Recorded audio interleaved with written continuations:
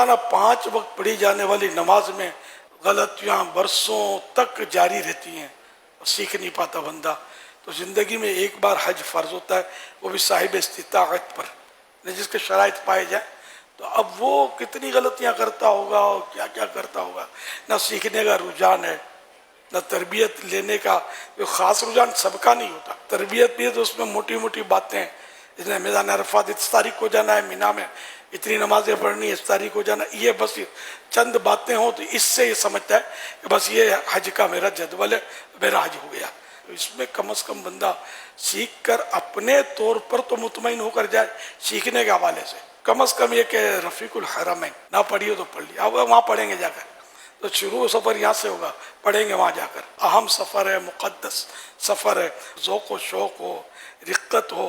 हवाई जहाज़ जब फ़ज़ा में हमवार हो जाए तो फिर भले आप नियतें कर लें, और ऐलान भी होगा वहाँ हवाई जहाज़ में। हज फ्लाइट में ऐलान होता है, उम्रे वाले भी ज़्यादा होते हैं ना, तो मैंने नोट किया कि ऐलान होता है कि एहराम की नियत कर लो।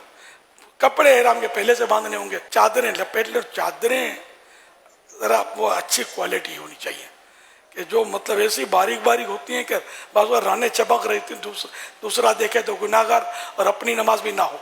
अगर रान चमक रही है तो नमाज तो होगी नहीं ना, सत्र फ़र्ज है नमाज में छुपाना।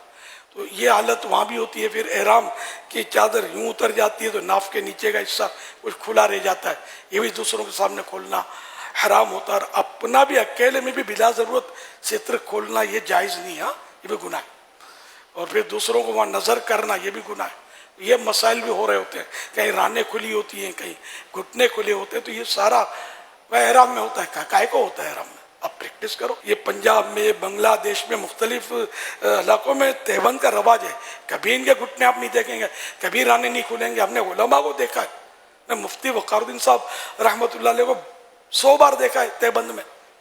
कभी मतलब तस्वुर भी नहीं है कि माज़अल्लाह को बेपर्दगी भी हो सकती है। तो ये क्या प्रैक्टिस करनी पड़ेगी।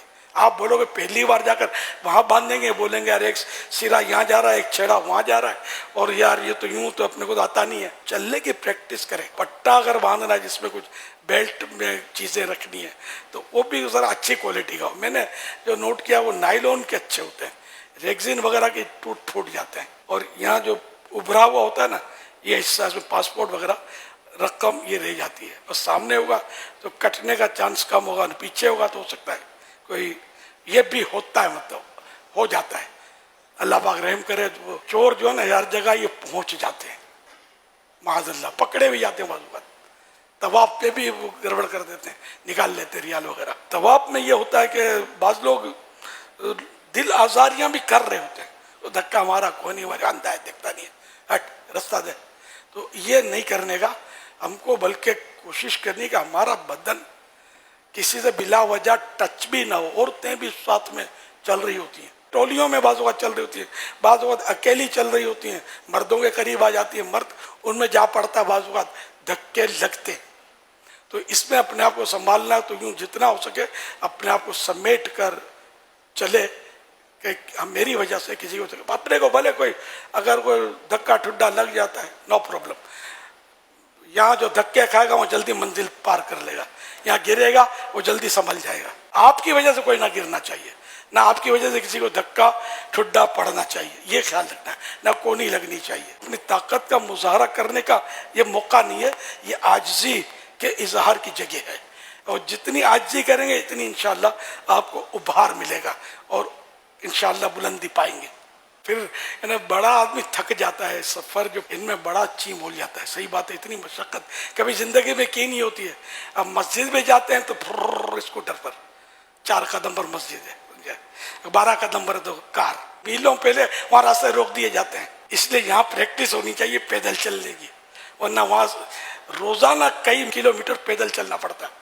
खुद मस्जिद नबवी शरीफ, मस्जिदुल हराम शरीफ इतनी तोसी हो गई है कि मस्जिदुल हराम शरीफ में भी दाखिल होने के बाद काबा शरीफ की तरफ जाने के लिए आपको चलना पड़ेगा, और टाइम लगेगा उसमें। और घर ये नहीं कि आपने बराबर में घर है, मस्जिदुल हराम के बराबर में तो गरीबों का काम ही नहीं है। हम जैसे जो गरीब लोग होते हैं वो कहाँ हम तो जाके अजीज़िया में जाके पड़ जाते थे।